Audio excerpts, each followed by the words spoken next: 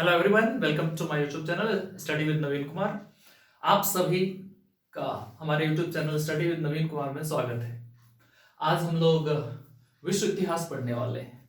विश्व इतिहास एक बहुत ही इंटरेस्टिंग टॉपिक है। हालांकि हम लोगों का संदर्भ आज बेसिकली ओरिजिन और जेनेसिस से रिलेटेड है, जो खास करके भौगोलिक पृष्ठभूमि में आता है, इतिहास के भौगोलिक पृष्ठभूमि से। Today we are discussing about genesis of universe such as earth, human being और other phenomenal body। जैसे कि विश्व इतिहास में आप सबसे कुछ क्वेश्चन पूछे जाते हैं, स्पेशली हम लोग बात कर रहे हैं DSSB एग्जामिनेशन के लिए, जिसमें वर्ल्ड हिस्ट्री के क्वेश्चन आते हैं पीजीटी में और क्वेश्चन आते हैं टीजीटी में। टीजीटी और पीजीटी का स्टैंडर्ड थोड़ा सा टफ होता है, टीजीटी थोड़ा सा आसान होता है, बट बेसिकली पढ़ना दोनों में है। सो हमें फोकस करना है पीजीटी हिस्ट्री के पॉइंट ऑफ व्यू से। टीजीटी वाले ऑलरेडी इसमें इंक्लूड होंगे, उनको सेम टू सेम चीजों को पढ़ लेना है। तो सबसे पहले आज हम लोग जो डिस्कस करने वाले हैं, जैसे आपने देखा होगा एक दो क्वेश्चन कई बार यहां से आते हैं कि केवल मानव का इतिहास जानना जरूरी नहीं है, उसके साथ साथ कुछ और चीजों को जान लेना चाहिए। सो फर्स्ट ऑफ ऑल यहां पे हमने मेंशन किया हुआ है ओरिजिन और जेनेसिस ऑफ द यूनिवर्स। सो ये पूछे जा सकते हैं फ्लैट आपसे कि मानव की उत्पत्ति से कितने वर्ष पहले यूनिवर्स या ब्रह्मांड की उत्पत्ति हुई। तो ब्रह्मांड की उत्पत्ति कितने वर्ष पहले हुई, ये बात तो पहले हमें पता होना ही चाहिए। सो हमने इस पर लिखा हुआ है, देखो, ओरिजिन और genesis of the universe approx और अबाउट 15 बिलियन ईयर्स अगो। लगभग 15 अरब वर्ष पहले, आज से 15 अरब वर्ष पहले क्या हुआ था, ब्रह्मांड का विकास हुआ, उद्भव हुआ था। जैसे कि आप लोग ज्योग्राफी में पढ़े होंगे बिग बैंग थ्योरी है, और भी कई सारे थ्योरी हैं, बट सबसे जो ज्यादा माना जाता है, मान्य है, वो बिग बैंग थ्योरी। उसके अकॉर्डिंग देखते हैं कि आज से लगभग 15 अरब वर्ष पहले ब्रह्मांड का क्या हुआ है, जेनेसिस हुआ है, ओरिजिन हुआ है, जिसको आप उद्भव कहते हैं। ठीक है। इसी तरीके से origin of the earth, universe के बहुत दिनों बाद देखा जाता है कि इसमें अर्थ के बारे में हमने इंफॉर्मेशन दिया कि इसका जेनेसिस, ये आज से लगभग 4.6 अरब वर्ष पहले, 4.6 बिलियन ईयर्स अगो। हिस्ट्री वाले बुक में कई जगहों पे ध्यान देंगे आप, 400 करोड़ लिखा हुआ मिलेगा, तो घबराना नहीं है।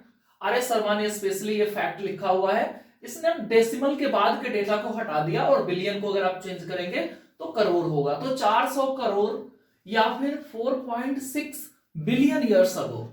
सो it is age of the earth और जेनेसिस ऑफ द अर्थ। तो पृथ्वी का निर्माण आप देख रहे हैं, ब्रह्मांड के निर्माण के लगभग 11 अरब वर्ष बाद हुआ है ना। दोनों के बीच में, दोनों के उम्र में कितना ज्यादा डिफरेंस है। फिर इसी तरीके से हमने लिखा है इवोल्यूशन ऑफ ह्यूमन काइंड, यानी मानव जाति के बारे में। सच एज हम इस मानव जाति के बारे में बात कर रहे हैं जिसका नाम है होमिनिड्स, होमोनिड जिसको हम कहते हैं। तो होमोनिड का जो डेवलपमेंट हुआ है approx 56 lakh years ago from today, आज से लगभग 56 लाख वर्ष पहले क्या हुआ है, मानव जाति का विकास हुआ है। हालांकि मानव जाति का विकास रातों रात नहीं हुआ, इट इज अ इवोल्यूशन, यानी धीरे धीरे इसके उद्भव होते हैं। सो इसके उद्भव को हमने नोट किया कि कहां से देखा जा सकता है इसके उद्भव। तो आप कहेंगे द क्लास प्राइमेट और a species like mammals tracked by 360 to 260 lakh years ago from today, आज से लगभग 360 लाख से 240 लाख के बीच में प्राइमेट या स्तनपाई, इसको स्तनपाई कहेंगे, मैमल्स, प्राइमेट यानी एक जीवों का वैसा क्लास जो स्तनपायी है। इस जीव का विकास या उत्पत्ति आज से लगभग इस बीच में हुआ है, तो 240 लाख वर्ष पहले आज से। तो यहां से ही डेवलपमेंट हुआ किसका, देखिए, एवोल्यूशन ऑफ एप्स और स्पीशीज लाइक मैन। इसी को तो चार्ल्स डार्विन ने डिफाइन किया था आदि मानव के रूप में, आदि मानव या कपि मानव, कपि या आदि मानव के रूप में डिफाइन किया था। और ये आज से कितने वर्ष पहले, 60 लाख वर्ष पहले। तो देखिए होमिनिड और इन दोनों में बहुत ज्यादा गैप नहीं है। तो अगर हम देखें, अगर मैच करें तो सबसे पहले आएगा प्राइमेट, प्राइमेट के बाद कौन आएगा, एप और एप्स, देन होमिनॉइड्स, एक बीच में और है, इसको एप को कुछ लोग होमिनॉइड्स भी कह देते हैं, चलो इसको भी लिख लेते हैं। और फिर आएंगे होमिनिड्स, और होमिनिड्स ही मानव का सबसे पहला क्लास है। यही सीधा सीधा चार्ल्स डार्विन के अकॉर्डिंग मानव है ना। तो फ्रॉम प्राइमेट टू होमिनिड, ये डेवलपमेंट आप जरूर याद रखेंगे इतिहास में। हालांकि एंथ्रोपोलॉजी में इनको और भी कई सारे कैटेगरी दिखाए गए हैं, मानव भूगोल में, ह्यूमन ज्योग्राफी में भी इसके बहुत सारे कैटेगरी, बट इतिहास में इतना डिटेल नहीं पढ़ना। हाँ, इसको जरूर आप याद रखेंगे, यहीं से हमारा काम हो जाएगा। ठीक है, हमें ध्यान रखना है इसमें जो कुछ बड़े फैक्ट्स हैं यूनिवर्स के बारे में, अर्थ के बारे में, या फिर ह्यूमन काइंड्स के बारे में, है ना। और यहां से धीरे धीरे हम लोग इस डायग्राम, अब हम लोग बात करेंगे क्लासिफिकेशन ऑफ और डेवलपमेंट ऑफ ह्यूमंस। अब हम लोग मानव के विकास को दिखाएंगे according to Charles Darwin. Charles Darwin के बारे में आप में से तो मैक्सिमम लोग जानते ही होंगे। DSSB ने जनरल स्टडीज में भी और हिस्ट्री में भी, ज्योग्राफी में भी उनके बारे में पूछ लिया है। वैसे चार्ल्स डार्विन को father of science, father of zoology के नाम से भी आप जानते हैं, बहुत काम किया है उन्होंने। लेकिन हम लोग विश्व इतिहास के संदर्भ में स्टार्टिंग से पढ़ना चाहें तो सबसे पहले हम लोग थोड़ा सा कुछ फैक्चुअल चीजों को देख लें। डेवलपमेंट ऑफ ह्यूमन बीइंग, यहां से क्वेश्चन आएंगे आपके एग्जाम में। डेवलपमेंट ऑफ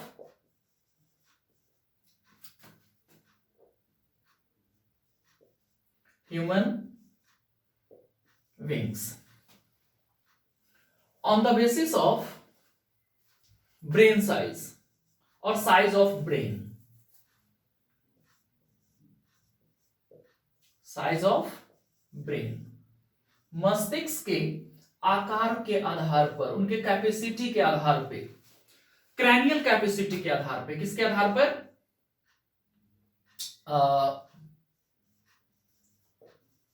क्रैनियल कैपेसिटी के आधार पर, सीसी शॉर्ट में इसको कहते हैं। यानी ये एक यूनिट हो गया मस्तिष्क को मापने का, क्रैनियल कैपेसिटी, सीसी।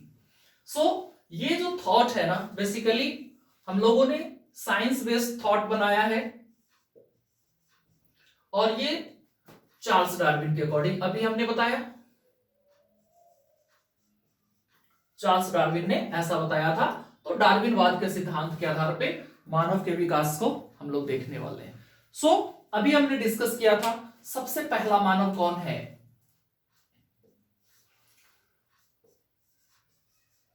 होमोनिड और होमिनिड्स।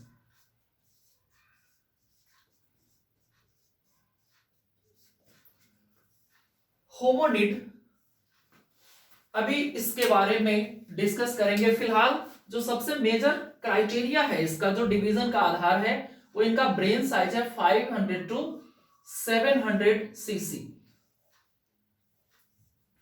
हरियाणा के एक एग्जाम में पूछा था कि वर्तमान मानव का जो क्रैनियल कैपेसिटी है वो कितना है। तो देख रहे हैं स्टार्टिंग में ये केवल 500 था, जो प्रेजेंट टाइम है उसका एवरेज देखेंगे आप प्रेजेंट मानव का तो 1450 cc हाँ, बाइक और कार को भी आप लोग सीसी में मापते हैं, बट देखिए यहाँ पे क्रैनियल कैपेसिटी यानी ब्रेन के साइज को मापने का या कैपेसिटी को मापने का भी एक यूनिट है। तो इस समय यानी 2022 की बात कर रहे हैं हम लोग, 1450 सीसी ब्रेन साइज है। उस समय जो होमिनिड जो सबसे पहला मानव है उनका ब्रेन कैपेसिटी क्या है, 500 to 700 सीसी। तो इसको हमने कहा होमिनिड्स। देखिए बड़े कैटेगरी में अगर डिवाइड करें तो मानवों के विभाजन केवल चार्ल्स डार्विन ने 3 ही कैटेगरी में किया है। पहला है होमोनिड्स, सेकेंड है होमो जिसको ह्यूमन कहा गया, मानव है ना, होमो। Then third Homo sapiens, sapien. ये 3 कैटेगरी ही चार्ल्स डार्विन ने बताया।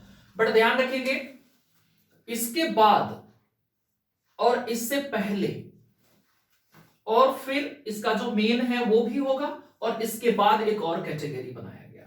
जैसे होमोनिड्स और इसके बीच में एक मानव का प्रकार बताया चार्ल्स डार्विन ने जिसे कहा हैबिलस। क्या कहा, होमो हैबिलस।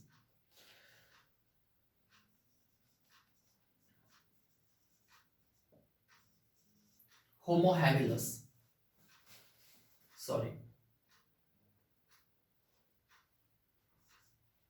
ठीक है, होमो हैबिलस। होमो इरेक्टस, इरेक्टस। तीसरा सैपियंस। तो ये 3 सब पार्ट हो गए, और ये तो है ही स्वतंत्र रूप से। अगर आप चाहें तो इसे कहें ए, ये हो गया बी, ये सी, ये डी, सब कैटेगरी हो गया ना, और ये हो गया ई। लेकिन बड़े स्तर पे मानव के विकास को 3 क्रम में ही चार्ल्स डार्विन ने रखा है। पहले वाले किताबों में 4 बताए जाते थे, hominid, homo erectus, Homo sapiens and Homo sapiens sapiens, 4 category. But इस समय केवल 3 हैं। इन तीनों में यहां पे 2 नए ऐड हो गए। इस होमो का जो सबसे मेन क्लास है वो इरेक्टस है। इरेक्टस से पहले हैबिलस और इरेक्टस के बाद सैपियंस। ठीक है, इसको जरूर ध्यान में रखना है। इनका स्पेसिफिक ब्रेन साइज बताया 700 to 1000, इसका 1000 to 1200, और इनका देखो ध्यान से याद रखना है, इसको पूछे जाते हैं आपके एग्जाम में, 1200 to 1800। ये इन सब में सीसी आएंगे, सीसी तो रहेंगे ही। यहां देखो ये हैबिलस के लिए बहुत ज्यादा क्राइटेरिया नहीं बनाया इन्होंने, हैबिलस को भी इसी रेंज में रखा जाता है ना। सो इनका और इनका जरूर आप याद रखेंगे। ठीक है, अब देखते हैं इन सब का टाइम पीरियड क्या है। तो इनके बारे में तो हमने ये देखा था अभी कुछ ही देर पहले कि होमोनिड का डेवलपमेंट माना जाता है 56 लाख वर्ष पहले हुआ था, अप्रॉक्स 56 लाख ईयर्स अगो। कहां हुआ था, तो आप कहेंगे ये सबसे पहले अफ्रीका के भ्रंश घाटी में हुआ। अफ्रीका महादेश के भ्रंश घाटी में, rift valley of Africa, rift valley of Africa. ध्यान रखेंगे यहां पे विक्टोरियन वाटरफॉल है, और 4-5 इस समय देश है जो बहुत फेमस है। उसमें केन्या, युगांडा, रवांडा, तंजानिया, ये सारे देश इस रिफ्ट वैली के आसपास था, और यहीं पे इस मानव का क्या होता है, विकास होता है। इसका अगर सबसे अच्छा एग्जाम्पल, इस मानव का जो सबसे अच्छा एग्जाम्पल आपसे पूछा जाए तो आपको बताना होगा ऑस्ट्रेलोपिथेकस। ऑस्ट्रालो या ऑस्ट्रेलो, ऑस्ट्रेलो लिखिए ज्यादा बेटर है, ऑस्ट्रेलोपिथिकस। ये सबसे पहले मानव का उदाहरण है, यानी होमोनिड का लीडिंग मैन है ये ऑस्ट्रेलोपिथेकस। इंग्लिश में भी लिख देता हूं,